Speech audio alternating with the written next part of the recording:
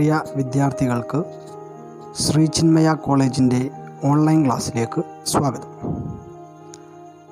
ഇന്ന് നമ്മൾ ചർച്ച ചെയ്യാൻ പോകുന്ന പാഠം സോഷ്യോളജിയിലെ 4ാമത്തെ ചാപ്റ്ററാണ്. വിപണി ഒരു സാമൂഹിക സ്ഥാപനമെന്ന നിലയിൽ. The market as A social institution. കഴിഞ്ഞ ക്ലാസ്സിൽ നമ്മൾ 1ാമത്തെയും 2ാമത്തെയും ചാപ്റ്ററുകൾ കഴിഞ്ഞ ദിവസങ്ങളിൽ നമ്മൾ ചർച്ച ചെയ്തിട്ടുണ്ട്. ഇനി അതിൻ്റെ ബാക്കി ഭാഗമായ 4ാമത്തെ പാഠമാണ് നമ്മൾ എടുക്കുന്നത്. വിപണി എന്ന് കേൾക്കുമ്പോൾ നമ്മൾ മനസ്സിലാക്കുന്നത് സാധനങ്ങളും വാങ്ങുകയും വിൽക്കുകയും ചെയ്യുന്ന ഒരു സ്ഥലം എന്നാണ്. നമ്മളുടെ എല്ലാം മനസ്സിലങ്ങനെ തന്നെയാണ്. അല്ലെങ്കിൽ ചന്ത എന്ന പതിവ് പ്രയോഗം നമുക്കറിയാവുന്ന ചില പ്രത്യേകതരം വ്യാപാരങ്ങളെ സൂചിപ്പിക്കുന്നു. അഥവാ വഴിയരികിലുള്ള വ്യാപാരം, പഴവ്യാപാരം, മൊത്ത വ്യാപാരം തുടങ്ങിയവ. ചില സമയങ്ങളിൽ വ്യാപാരം എന്ന പദം ആ വിപണിയുടെ പ്രത്യേകതകളെ അല്ലെങ്കിൽ ആ പ്രദേശത്തെ സൂചിപ്പിക്കുന്നുണ്ട്. ഇല്ലെങ്കിൽ അവിടെ എത്തുന്ന വിൽപ്പനക്കാരെയോ ഉപഭോക്താക്കളെയും മാത്രം സൂചിപ്പിക്കുന്നു. ഫോർ എക്സാമ്പിൾ, പച്ചക്കറി ആഴ്ചച്ചന്തകൾ ആഴ്ചയിലെ പല ദിവസങ്ങളിലും പല സ്ഥലത്തായി കാണപ്പെടുന്നു. ചിലപ്പോൾ അടുത്ത ഗ്രാമങ്ങളിലെയോ നഗരപ്രദേശങ്ങളിലോ നമുക്കിത് കാണാൻ പറ്റും. മറ്റൊരർത്ഥത്തിൽ പറഞ്ഞാൽ വിപണി എന്നത് ചില പ്രത്യേകതരം വ്യാപാരത്തെയോ കച്ചവടത്തെയോ സൂചിപ്പിക്കുന്നു എന്നാണ് നമ്മൾ പറഞ്ഞു വരുന്നത്. അപ്പം വിപണിയെക്കുറിച്ചാണ് പറയുന്നത്. വിപണി എല്ലാവർക്കും അറിയാവുന്ന ഒരു കാര്യം തന്നെയാണ്. നമ്മളെ ഓരോ ആളുകളും ജീവിതത്തിൽ വിപണിയുമായി ബന്ധപ്പെട്ട് കഴിയുന്ന ആളുകളുമാണ്. അപ്പോൾ ഈ വിപണിക്ക് സാമ്പത്തിക ശാസ്ത്രത്തിന് പറയാവുന്നതിനുമപ്പുറം സാമൂഹ്യശാസ്ത്രത്തിന് ചില കാര്യങ്ങൾ പറയാനുണ്ട്. അല്ലെങ്കിൽ അത് സാമൂഹ്യശാസ്ത്രവുമായി വളരെയേറെ ബന്ധപ്പെട്ട് കിടക്കുന്നു എന്നാണ് നാം ഇവിടെ മനസ്സിലാക്കാൻ പോകുന്നത്. അപ്പോൾ എങ്ങനെയാണ് സോഷ്യോളജി അല്ലെങ്കിൽ സമൂഹശാസ്ത്രം വിപണിയുമായി ബന്ധപ്പെട്ടിരിക്കുന്നത് എന്ന ചോദ്യത്തിന് ഉത്തരം കിട്ടണമെങ്കിൽ നമുക്ക് ഇംഗ്ലണ്ടിൻ്റെ രാഷ്ട്രീയ സാമ്പത്തിക വ്യവസ്ഥ, അത് ആധുനിക സാമ്പത്തിക ശാസ്ത്രത്തിൻ്റെ ആരംഭത്തിലേക്ക് പോകേണ്ടി വരും. പ്രശസ്തനായ ആദ്യകാല രാഷ്ട്രീയ സാമ്പത്തിക ശാസ്ത്രജ്ഞനായ ആഡം സ്മിത്ത് അദ്ദേഹത്തിൻ്റെ വെൽത്ത് ഓഫ് നേഷൻസ് എന്ന പുസ്തകത്തിൽ ദൃശ്യമായിരുന്ന വിപണി സമ്പദ് വ്യവസ്ഥയെ മനസ്സിലാക്കാനുള്ള ശ്രമം നടത്തിയിട്ടുണ്ട്. വിപണി സമ്പദ് വ്യവസ്ഥ സ്വയമേവ ചിട്ടയായ ഒരു വ്യവസ്ഥ സൃഷ്ടിക്കുന്ന വ്യക്തിപരമായ കൈമാറ്റങ്ങളുടെയും അതുപോലെ തന്നെ ഇടപാടുകളുടെയും തുടർച്ചയാണെന്ന് ആഡം സ്മിത്ത് വാദിക്കുന്നു. അഥവാ ഇവിടെ ഇദ്ദേഹം പറയുന്നത് വിപണി സമ്പദ് വ്യവസ്ഥയെ മനസ്സിലാക്കാനുള്ള ശ്രമത്തിൽ അദ്ദേഹം നമ്മളോട് സൂചിപ്പിക്കുന്നത് ഇത് ഒരു വ്യവസ്ഥ സൃഷ്ടിക്കുന്ന വ്യക്തിപരമായ കൈമാറ്റങ്ങളുടെയും ഇടപെടലുകളുടെയും തുടർച്ചയാണെന്നാണ്. നമുക്കറിയാം, ഒരു വിപണികളിൽ തന്നെ ലക്ഷക്കണക്കിന് ഇടപാടുകളിൽ ഉൾപ്പെട്ടിട്ട ആളുകളാണ് നമ്മൾ. അല്ലെങ്കിൽ അവിടെ ഏതൊരു വിപണിയിലും ഒരുപാട് തരത്തിലുള്ള വിപണനങ്ങൾ, ഇടപാടുകൾ നടക്കുന്നുണ്ട്. ഒരിക്കലും ആളുകൾ ഇത് മനഃപൂർവ്വം സൃഷ്ടിച്ചെടുക്കുന്നതല്ല, മറിച്ച് ഇത് സ്വാഭാവികമായി ഉണ്ടാവുന്ന ഒരു പ്രവർത്തനമാണ്. സത്യത്തിൽ നമ്മൾ ഓരോരുത്തരും നമ്മളുടെ താല്പര്യം സംരക്ഷിക്കുകയാണ്. ഇപ്പം ജനങ്ങൾ, സപ്പോസ് നമ്മൾ ആരെങ്കിലും കടകളിലേക്ക് പോകുമ്പോൾ അവിടെ നാം നമ്മുടെ ആവശ്യങ്ങൾ നിറവേറ്റുന്നതിന് വേണ്ട സാധനങ്ങൾ വാങ്ങിക്കാൻ പോവുകയാണ്. പക്ഷേ അതിലൂടെ അവിടെ ഉണ്ടായി വരുന്നത് ഒരു വ്യവസ്ഥയാണ് എന്നാണ് ആഡം സ്മിത്ത് ഇവിടെ വാദിക്കുന്നത്. പക്ഷേ സ്വതാൽപര്യ സംരക്ഷണത്തിന് ശ്രമിക്കുമ്പോൾ തന്നെ സമൂഹത്തിൻ്റെ താൽപ്പര്യങ്ങൾ കൂടി നമ്മൾ സംരക്ഷിക്കപ്പെടുന്നു എന്നാണ് ആഡം സ്മിത്ത് ഇവിടെ നമ്മളോട് സൂചിപ്പിക്കുന്നത്. നമ്മൾ നമ്മുടെ സ്വന്തം ആവശ്യങ്ങൾ നിറവേറ്റാൻ വേണ്ടിയാണ് വിപണിയിലേക്ക് പോകുന്നതെങ്കിലും അത് സമൂഹത്തിൻ്റെ ചില താൽപ്പര്യങ്ങൾ കൂടി സംരക്ഷിക്കുന്നു എന്ന് ആഡം സ്മിത്ത് നമ്മളോട് ഓർമ്മപ്പെടുത്തുന്നു. ഈ ഒരു അർത്ഥത്തിൽ നോക്കുമ്പോൾ വ്യക്തികൾക്ക് ഗുണപരമായ കാര്യങ്ങൾ സമൂഹത്തിനു കൂടി ഗുണപരമാവുന്ന വിധത്തിൽ മാറ്റുന്ന പരോക്ഷമായ ഒരു ശക്തി പ്രവർത്തിക്കുന്നു എന്ന് പറയാം.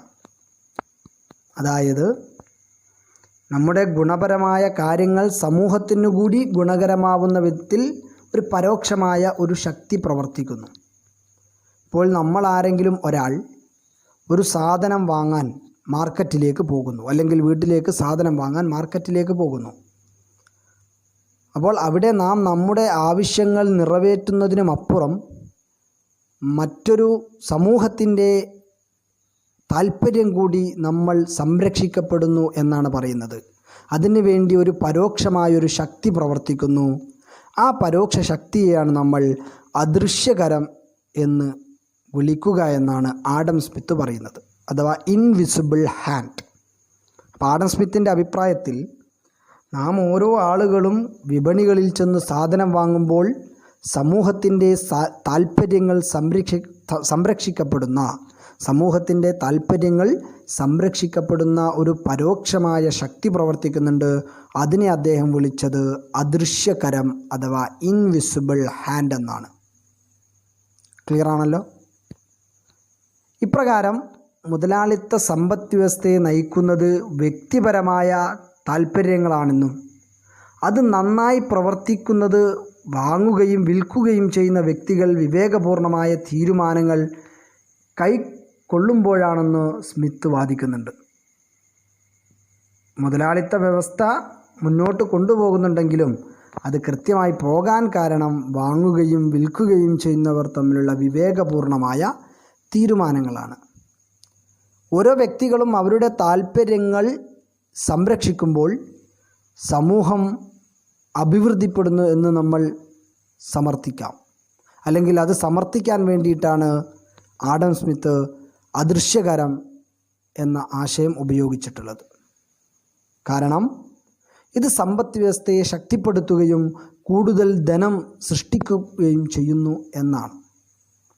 സ്വതന്ത്ര വിപണി എന്ന ആശയത്തെ അഥവാ സംസ്ഥാനത്തിൻ്റെയോ മറ്റേതെങ്കിലും അധികാര കേന്ദ്രത്തിൻ്റെയോ ചട്ടങ്ങളിൽ നിന്ന് സ്വതന്ത്രമായ വിപണിയെ, അതാണ് സ്വതന്ത്ര വിപണി എന്ന് പറയുന്നത്. ഗവൺമെൻറ്റിൻ്റെ ഇടപെടലുകൾ വളരെ കുറഞ്ഞ വിപണികൾ. അപ്പം ഇങ്ങനെയുള്ള വിപണികൾ ആഡം സ്മിത്ത് പിന്തുണയ്ക്കുന്നുണ്ട്. അദ്ദേഹം ഈ സാമ്പത്തിക ശാസ്ത്രത്തിൽ അദ്ദേഹം ഇതിനെ പറയുന്നത് ലെയ്സേസ് ഫെയർ എന്ന പേരാണ് നൽകിയത്. എന്തിന് ഈ ലെയ്സേസ് ഫെയർ പേര് നൽകിയത് എന്തിനാണ്? അഥവാ ഗവൺമെൻറ്, കേന്ദ്ര സംസ്ഥാന ഭരണകൂടങ്ങൾ വിപണിയുടെ മേലുള്ള നിയന്ത്രണങ്ങൾ ഒഴിവാക്കണം, എന്നിട്ട് അതിൽ സ്വാതന്ത്ര്യം നൽകണം, വ്യക്തികൾക്ക് സ്വാതന്ത്ര്യം നൽകണമെന്ന് പറയുന്ന അദ്ദേഹത്തിൻ്റെ സിദ്ധാന്തമാണ്, അല്ലെങ്കിൽ ആശയത്തെയാണ് നമ്മൾ ലെയ്സേ ഫെയർ എന്ന് വിളിക്കുന്നത്. ഇതൊരു ഫ്രഞ്ച് പദമാണ്. ലെയ്സേസ് ഫെയർ എന്ന് പറയുന്നത് ഫ്രഞ്ച് പദമാണ്. അതിനർത്ഥം സ്വതന്ത്രമായി വിടുക എന്നുള്ളതാണ്.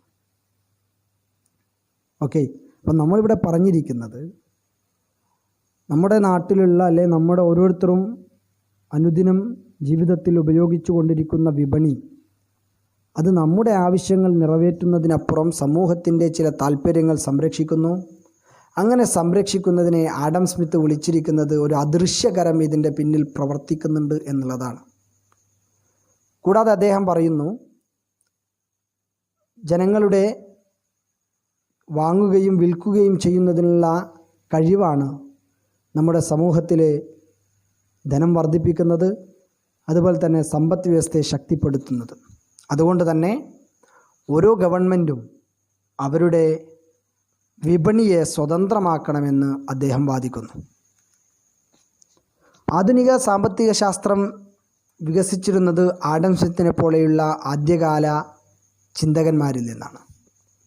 സമൂഹത്തിൽ നിന്ന് വേറിട്ട് സാധാരണ വിപണി പ്രവർത്തിക്കുന്ന സാമൂഹിക രാഷ്ട്രീയ പശ്ചാത്തലം മാറ്റി നിർത്തിക്കൊണ്ട് സ്വന്തമായ നിയമങ്ങളെ മുന്നോട്ട് പോകുന്ന സമ്പദ് വ്യവസ്ഥ പഠനവിധേയമാക്കണമെന്ന ആശയമാണ് ആധുനിക സമ്പദ് വ്യവസ്ഥയുടെ അടിസ്ഥാനം എന്ന് പറയുന്നത്. ഇതിനു വിപരീതമായി വിപുലമായ സാമൂഹിക ചട്ടക്കൂടുകളിൽ നിന്നുകൊണ്ട് സാമ്പത്തിക സ്ഥാപനങ്ങളുടെയും അവയുടെ പ്രവർത്തനങ്ങളെയും കുറിച്ച് പഠിക്കാനായി മറ്റൊരു മാർഗം വികസിപ്പിക്കാനാണ് സാമൂഹ്യ ശാസ്ത്രജ്ഞന്മാർ ശ്രമിച്ചത്. അഥവാ സവിശേഷ സംസ്കാരത്തിൽ നിന്നും നിർമ്മിക്കപ്പെട്ടിട്ടുള്ള സാമൂഹിക സ്ഥാപനങ്ങളെയാണ് വിപണിയെ സാമൂഹ്യ ശാസ്ത്രജ്ഞന്മാർ കരുതുന്നത്. ഒന്നുകൂടെ പറയാം, സവിശേഷ സാംസ്കാരികതയിൽ നിർമ്മിക്കപ്പെട്ടിട്ടുള്ള സാമൂഹിക സ്ഥാപനങ്ങളായാണ് വിപണിയെ സാമൂഹ്യ ശാസ്ത്രജ്ഞന്മാർ കാണുന്നത്. വളരെ പ്രധാനപ്പെട്ട പോയിൻ്റാണ് നമ്മളിപ്പോൾ പറഞ്ഞിട്ടുള്ളത്. അഥവാ വിപണിയെ ഒരു സാമൂഹിക സ്ഥാപനമായിട്ടാണ് ഇവിടെ സോഷ്യോളജിസ്റ്റുകൾ കാണുന്നത്. നമുക്കറിയാം, കുടുംബം എന്ന് പറയുന്നത് ഒരു സാമൂഹിക സ്ഥാപനമാണ്. വിവാഹം എന്ന് പറയുന്നത് ഒരു സാമൂഹ്യ സ്ഥാപനമാണ്. നമ്മൾ +1 പഠിച്ചു കഴിഞ്ഞു.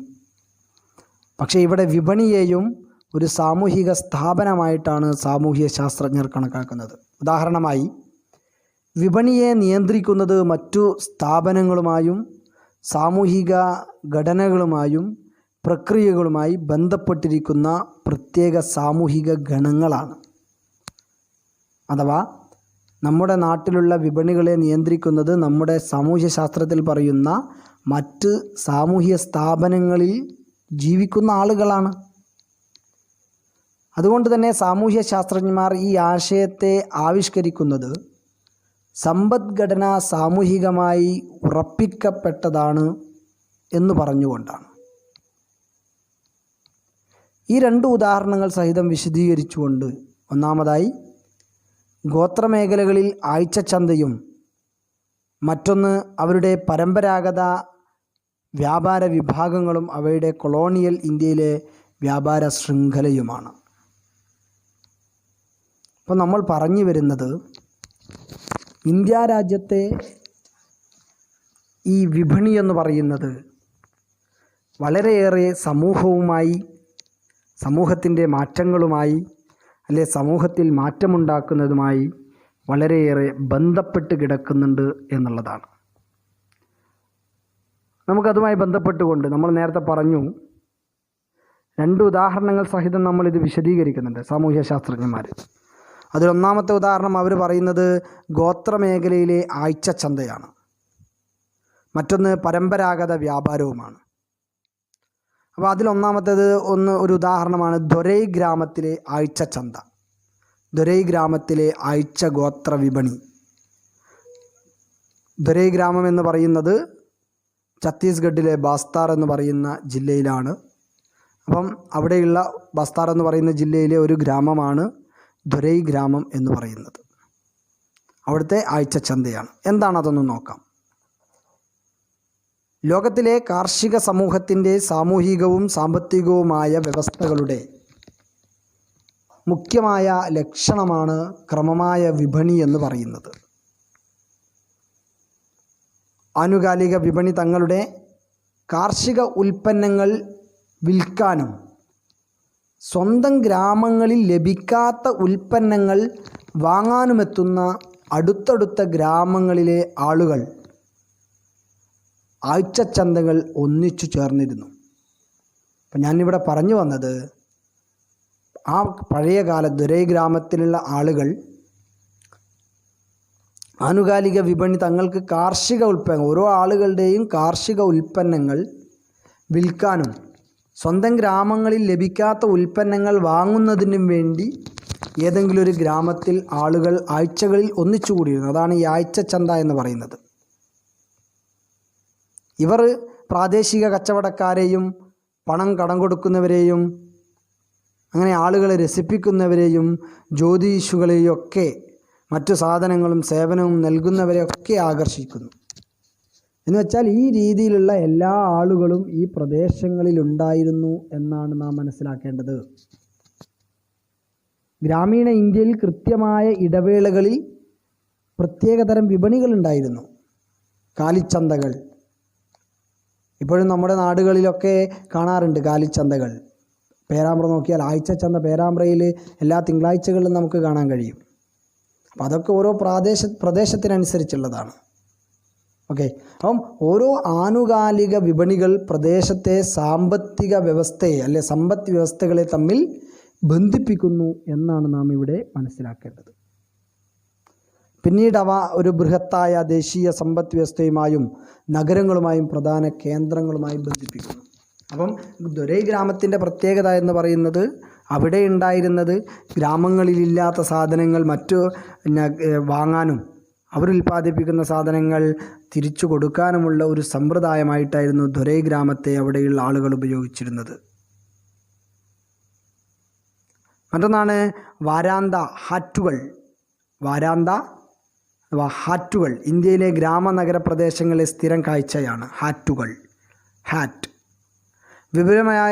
വിപുലമായ കുടിയേറ്റം നടത്തിയിട്ടുള്ള ഗതാഗത വാർത്താവിനിമയ സംവിധാനങ്ങളുടെ അഭാവമുള്ള സമ്പദ് വ്യവസ്ഥ വികസിച്ചിട്ടില്ലാത്ത വനപ്രദേശ മേഖലകളിൽ അഥവാ നമ്മുടെ ആദിവാസി താമസിക്കുന്ന മേഖലകളിലൊക്കെ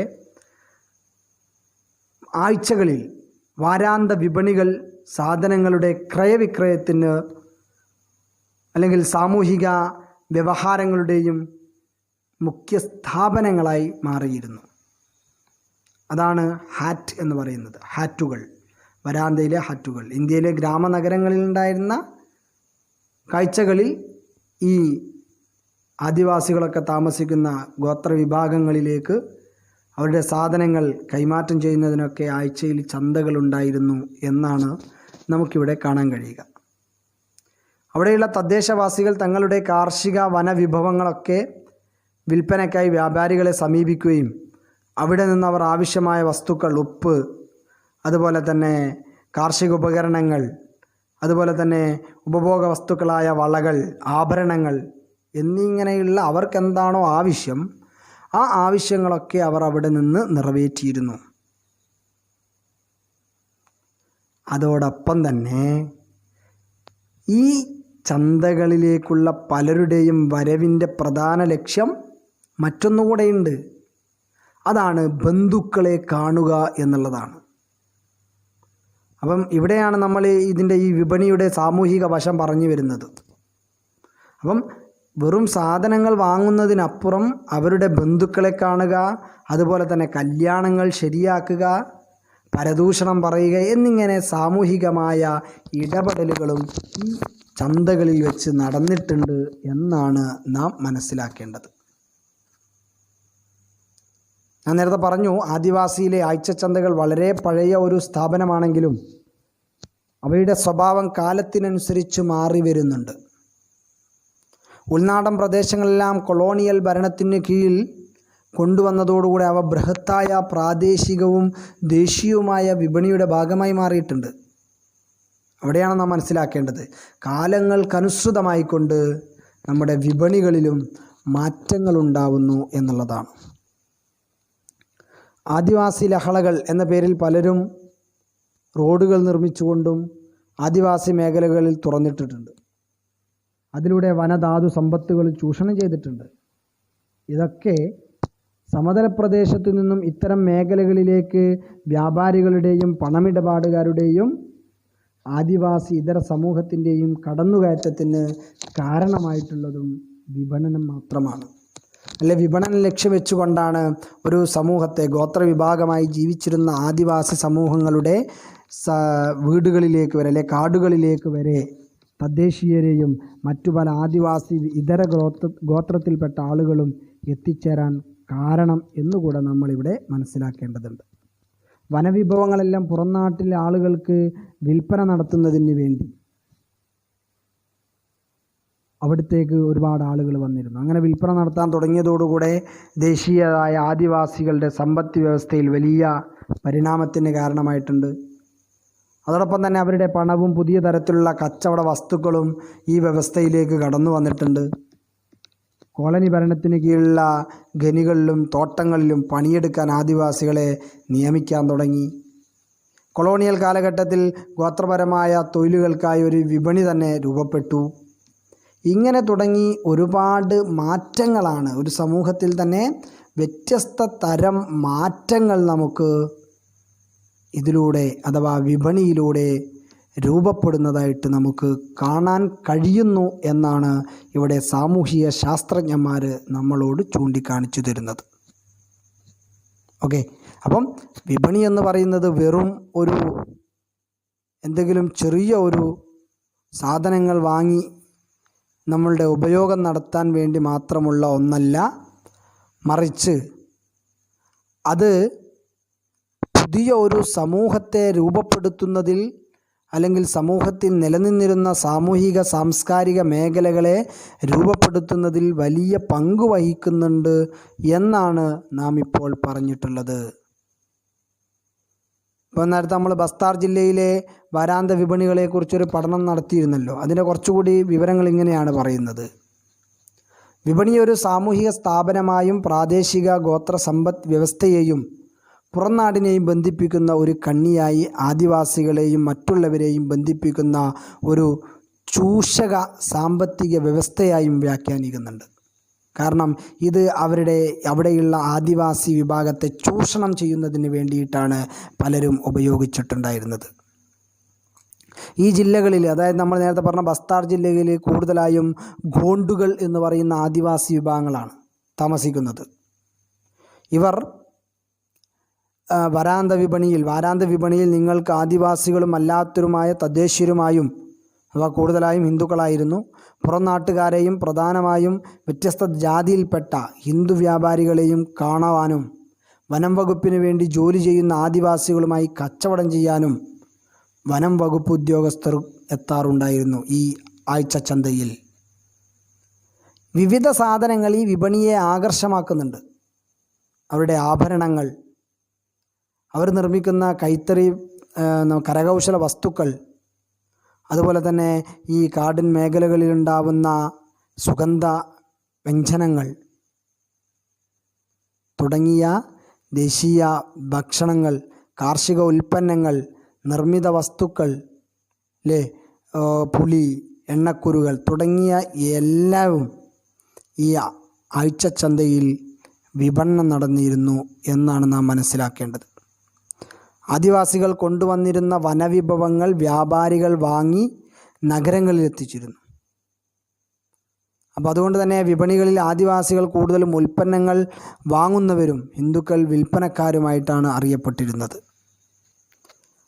അപ്പം ഇതിവിടെ ഇടനിലക്കാരെന്ന് പറയുന്ന വിഭാഗം ആദിവാസി ഗോത്ര വിഭാഗങ്ങളെ ചൂഷണം ചെയ്യുന്ന ഒരു രീതിയാണ് നമുക്ക് കാണാൻ കഴിയുന്നത്. അപ്പോൾ നമ്മളിപ്പോൾ പറഞ്ഞത് ആൽഫ്രഡ് ഗെൽ 1982 ഇദ്ദേഹം ഒരു നരവംശാസ്ത്രജ്ഞനാണ്. ആൽഫ്രഡ് ഗെൽ എന്ന് പറയുന്ന ഇദ്ദേഹം ദൊരൈ ഗ്രാമത്തിൽ നടത്തിയ ഈ പഠനപ്രകാരം വിപണിക്ക് അതിൻ്റെ സാമ്പത്തിക ധർമ്മത്തിനുമപ്പുറം പ്രാധാന്യമുണ്ട് എന്നാണ് കണ്ടെത്തിയിരിക്കുന്നത്. ഉദാഹരണത്തിന് വിപണിയുടെ രൂപരേഖ ആ സ്ഥലത്തെ അധികാരക്രമത്തിനടിയിലെ സാമൂഹിക ബന്ധങ്ങളെ പ്രതീകവൽക്കരിക്കുന്നു. അഥവാ അവിടെയുള്ള സാമൂഹിക ബന്ധങ്ങളെ ചിത്രീകരിക്കുന്നുണ്ട്. വ്യത്യസ്ത സാമൂഹിക വിഭാഗങ്ങൾ ജാതിയിലും സാമൂഹിക ക്രമത്തിലുമുള്ളവർ അവരുടെ സ്ഥാനത്തിനനുസരിച്ച് കേന്ദ്രീകരിക്കുന്നത് പോലെ വിപണിയുടെ വ്യവസ്ഥയിലും അത് സംഭവിക്കുന്നുണ്ട്. സമ്പന്നരായ ഉയർന്ന പദവിയിലുള്ളവർ രാജ്പുത് അല്ലെങ്കിൽ ആ വിഭാഗത്തിൽ തന്നെ ഉയർന്ന ആളുകൾ ഒരു പ്രദേശത്തും പദവി കുറഞ്ഞ ആളുകൾ വിപണിയുടെ കേന്ദ്രസ്ഥാനത്തിരിക്കുകയും പദവി കുറഞ്ഞ ആളുകൾക്ക്